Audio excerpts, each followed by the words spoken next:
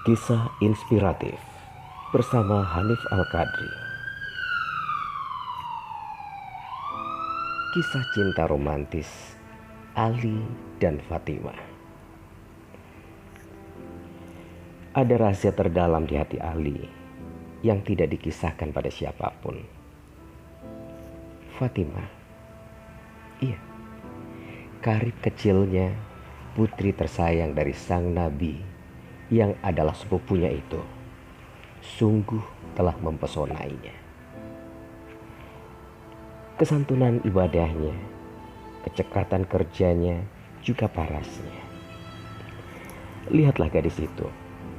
Pada suatu hari, ketika ayahnya pulang dengan luka memercik darah dan kepala yang dilumuri isi perut onta, ia bersihkan hati-hati. Ia seka dengan penuh cinta. Ia bakar perca. Ia tempelkan ke luka untuk menghentikan darah ayahnya. Semuanya dilakukan dengan mata gerimis dan hati menangis. Muhammad ibnu Abdullah, sang terpercaya, tak layak diperlakukan demikian oleh kaumnya. Maka gadis cilik itu bangkit dari duduknya. Gagah ia berjalan menuju Ka'bah. Di sana, para pemuka Quraisy yang semula saling tertawa membanggakan tindakannya pada sang nabi, tiba-tiba dicekam dia. Fatimah menghardik mereka, dan seolah waktu berhenti, tak memberi mulut-mulut jalang itu kesempatan untuk menimpali. Mengagumkan. Ali tidak tahu apakah rasa itu bisa disebut dengan cinta. Tapi ia memang tersentak ketika suatu hari mendengar kabar yang mengejutkan. Fatimah dilamar seorang laki-laki yang paling akrab dan paling dekat kedudukannya dengan sang nabi. Laki-laki yang membela Islam dengan harta dan jiwa sejak awal-awal risalah. Lelaki yang iman dan akhlaknya tidak bisa diragukan lagi.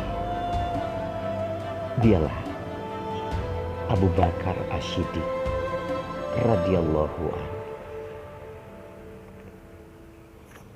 Allah menguji kurbannya. Begitu batin Ali. Ia merasa diuji karena merasa apalah jika ia harus dibandingkan dengan Abu Bakar. Kedudukannya di sisi Nabi, Abu Bakar jelas lebih utama. Mungkin justru karena ia bukan kerabat dekat Nabi seperti Ali. Namun keimanan dan pembelaannya pada Allah dan Rasul-Nya tidak bisa ditandingi. Lihatlah bagaimana Abu Bakar menjadi kawan perjalanan Nabi dalam hijrah. Sementara Ali hanya bertugas menggantikan beliau untuk menanti maut di ranjangnya. Lihatlah juga bagaimana Abu Bakar berdakwah. Lihatlah berapa banyak tokoh bangsawan dan saudagar Mekah yang masuk Islam karena sentuhan Abu Bakar. Utsman, Abdurrahman ibnu Auf, Talha, Zubair, Sa'ad ibnu Abi Waqqas, Mus'ab. Ini yang tidak mungkin dilakukan anak-anak yang kurang pergaulan seperti Ali. Lihatlah berapa banyak budak muslim yang dibebaskan dan para fakir yang dibela oleh Abu Bakar. Bilal bin Rabah, Khabbab, keluarga Yasir, Abdullah ibnu Mas'ud.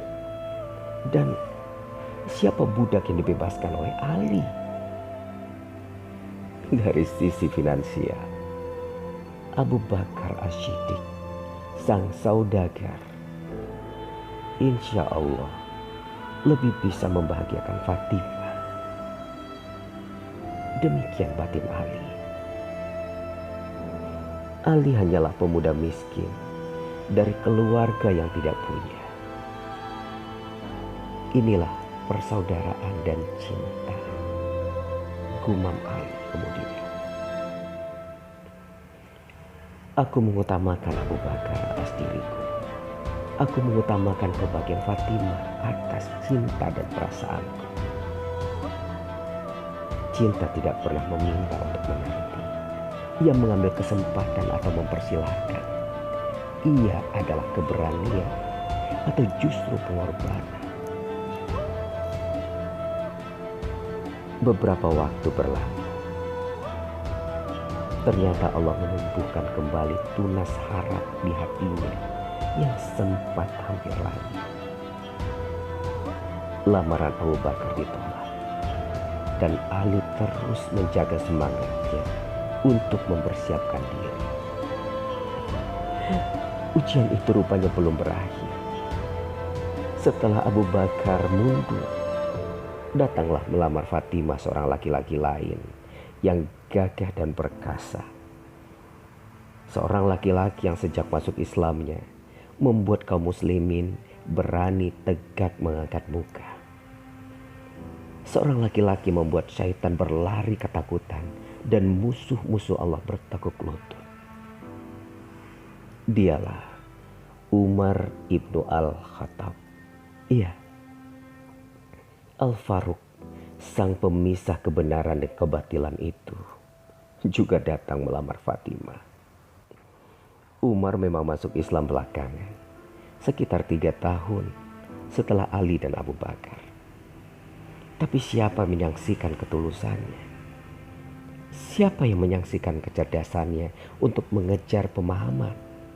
Dan siapa pula yang bisa menyaksikan semua pembelaan dahsyat yang hanya Umar dan Hamzah yang mampu memberikan pada kaum muslimin?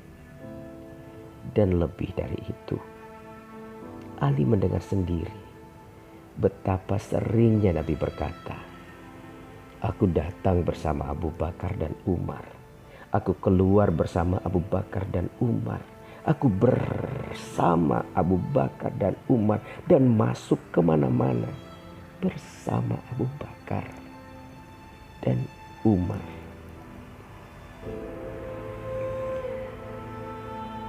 Ali bergumam betapa tinggi kedudukannya di sisi Rasul, di sisi ayah Fatimah.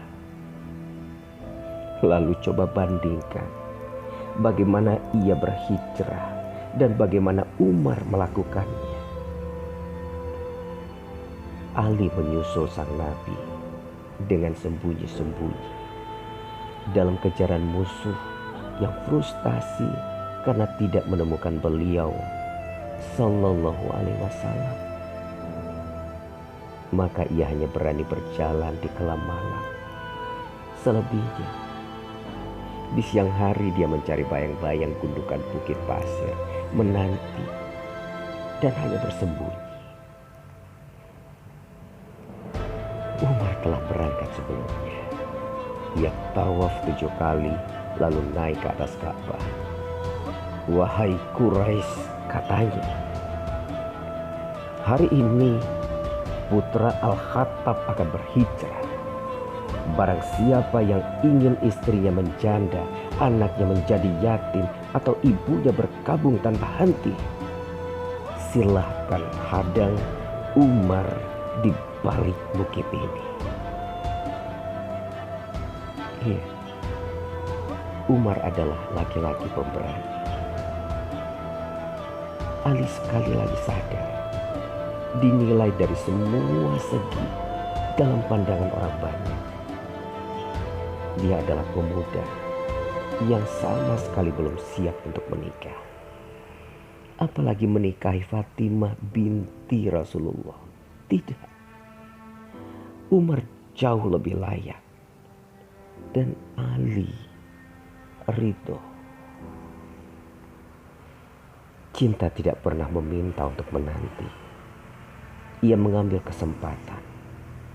Itulah keberanian atau mempersilahkan, yang inilah pengorbanan.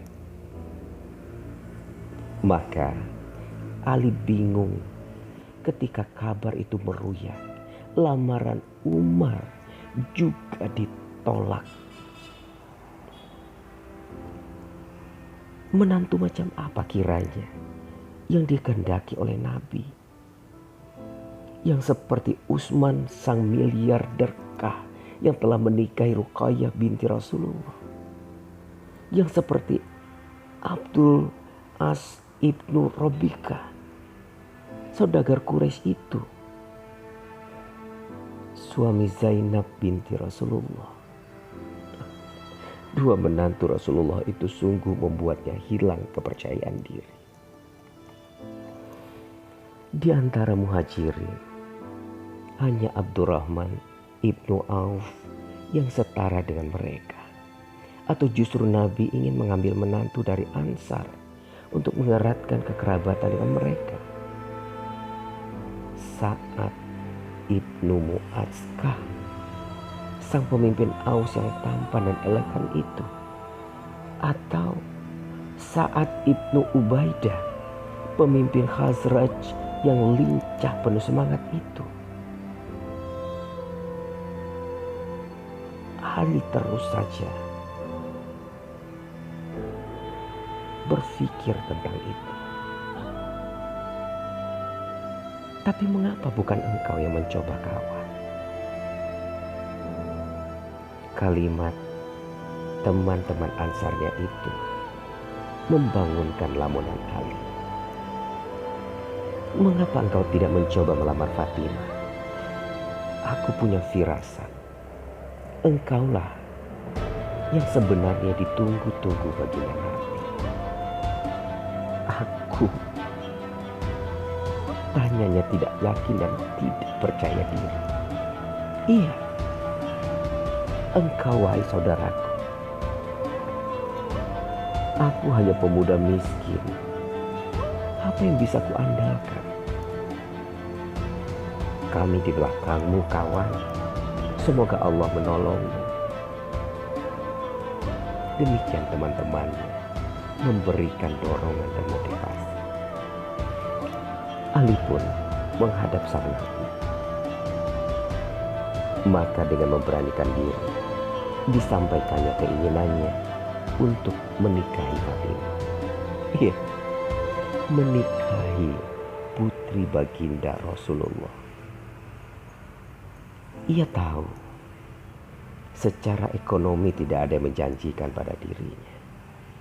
Hanya ada satu set baju besi di sana, ditambah persediaan tepung kasar untuk makannya. Tapi meminta waktu 2 atau 3 tahun untuk bersiap-siap, itu memalukan. Meminta Fatimah menantinya di batas waktu hingga ia siap, itu sungguh sangat kekanakan. Usianya telah berkepala 2 sekarang. Engkau pemuda sejati, wahai Ali. Begitu nuraninya mengingatkan. Pemuda yang siap bertanggung jawab atas cintanya. Pemuda yang siap memikul resiko atas pilihan-pilihannya. Pemuda yang yakin bahwa Allah Maha Kaya. Lamarannya berjawab, ahlan wa sahlan. Kata itu meluncur tenang bersama senyum sang Nabi. Ali pun bingung, apa maksudnya? Ucapan selamat datang itu sulit untuk bisa dikatakan sebagai isyarat penerimaan ataukah penolakan. Mungkin Nabi pun bingung untuk menjawab. Mungkin tidak sekarang. Iya. Tapi ia sudah siap untuk ditolak. Itu resiko. Dan kejelasan jauh lebih ringan daripada menanggung beban hanya persoalan tanya yang tidak kunjung berjawab. Apalagi menyimpannya dalam hati sebagai bahtera tanpa pelabuhan. Itu jauh lebih menyakitkan. Bagaimana jawab Nabi, kawanku? Bagaimana dengan lamaranmu? Entahlah. Apa maksudmu? Teman-temannya kembali bertanya. Menurut kalian, apakah ahlan wa sahlan berarti sebuah jawaban? Dasar tolol, kata mereka. Maafkan, maksud kami satu saja sudah cukup dan kau mendapatkan dua.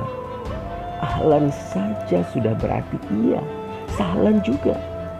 Dan kau mendapatkan ahlan wa sahlan kawan. Dua-duanya berarti iya. Dan Ali pun menikahi Fatimah dengan menggadaikan baju besinya.